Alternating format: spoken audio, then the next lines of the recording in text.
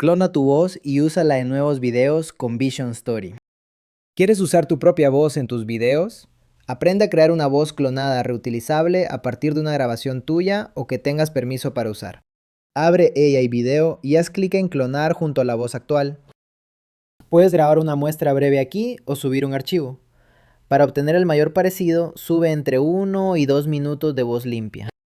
Una voz más parecida empieza con una mejor grabación. Usa una sola persona durante 1 o 2 minutos, en un lugar silencioso y sin eco. Mantén iguales la posición del micrófono, el volumen, el ritmo y el estilo.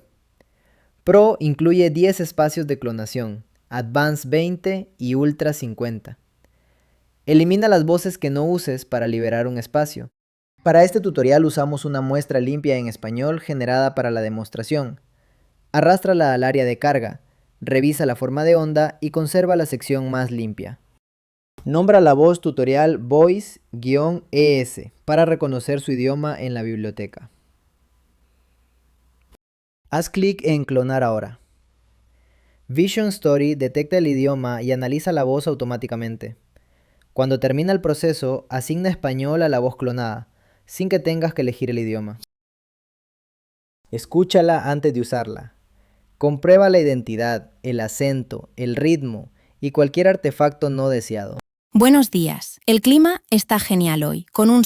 Si el parecido es débil, sustituye la muestra por un audio más limpio y uniforme. Suele ayudar más que alargar la grabación.